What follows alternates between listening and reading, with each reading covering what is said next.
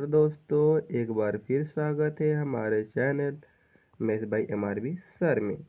तो आज का हमारा टॉपिक है कड़ी में 3 सिद्ध कीजिए कि अपरिमेय संख्या है। तो दोस्तों, यह पेपर में 4 मार्क का आता है, यह हमेशा आता है। इससे संबंधित कोई भी क्वेश्चन आएगा तो कर लोगे।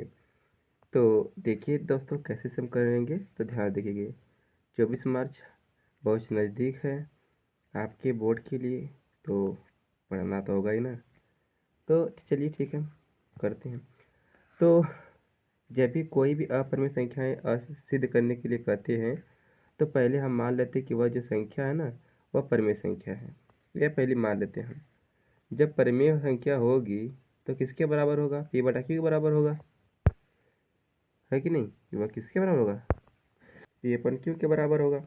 तो जो देखिए, तो पी क्यू क्या होना चाहिए? पूर्णांक भी होना चाहिए और क्यू का मान शून्य न हो, और पी क्यू क्या हो? से अभाज्य भी हो। इतनी बात रहनी चाहिए, इतनी आपको लिखना है। तो अब बात आती है, ठीक है, इसे सिद्ध कैसे करें। तो देखिए, तो सबसे पहले कि दोनों पक्षों का वर्ग करेंगे हम। ये जो है ना, अब सिद्ध भाई करना है तो हमें क्या करना? दोनों पक्षों का वर्ग करना होगा। तो काट लेते तो लिखेंगे पहले हम दोनों पक्षों का वर्ग करने पर। अब दोनों पक्षों का वर्ग करिए। कड़ी में 3 का whole square equal to P upon Q का होल स्क्वायर। चलिए आगे बढ़ते हैं हम। तो यह क्या होगा? कड़ी से 2 खत्म हो जाएगा हमारा, तो कितना आ जाएगा हमारे पास? 3 is equal to P square upon Q square. यहाँ समझ में आ गया।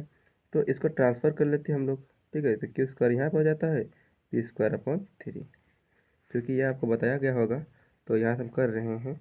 अब यहाँ पे हम लिख लेते हैं कि यदि पी स्क्वायर को 3 विभाजित कर रहा है तो पी को भी क्या करेगा? 3 विभाजित करेगा। तो ये लिखेंगे हम, यदि पी स्क्वायर को,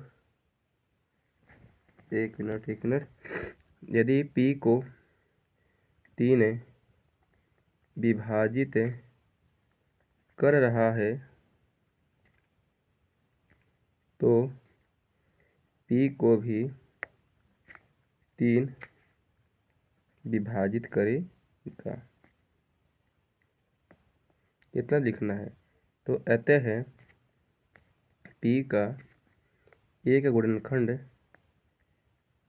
जो विभाजित करता है ना, गुणनखंड बन जाता है, गुणनखंड 3 है। तो P बराबर 3m मान लेते हैं, ठीक है।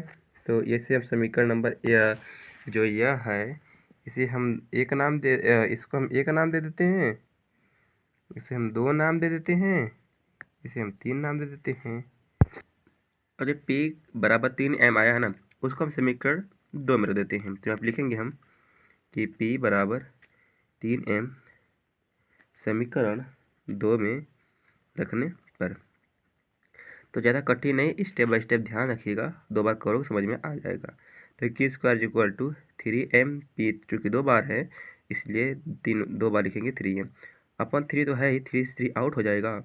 And Q square equal to 3m स्क्वायर। तो m स्क्वायर का मान निकालोगे तो क्यू स्क्वायर अपॉन 3 हो जाएगा, तो m स्क्वायर। अब देखिए, वही जो आप यहाँ पे लिखो हिस्सा ना, जो ये लिखा गया है पूरा वही लिखना है, बस पी की जगह पे क्यू कर देना है ना। अतः क्यू को 3 विभाजित कर रहा है ना। अब कैसे कर रहा है तो समझिएगा। अब कर रहा है तो क्यू को भी 3 विभाजित करेगा, अतः क्यू का एक गुणनखंड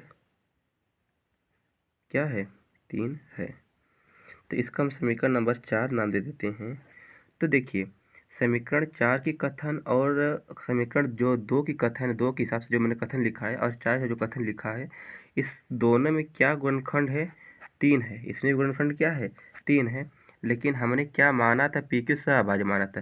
सहअभाज्य का मतलब क्या होता है? इसका HCF मतलब 2 गिनतियों का जो मासा होना चाहिए वो 1 होना चाहिए, लेकिन यहाँ पे क्या हो रहा है? 3 हो रहा है। तो हम कहेंगे यहाँ पे यही बात लिखनी है, यहाँ पे हम लिख देते हैं आप अपने रफ पे अगले पे लिखना कि समीकरण 2 की कथन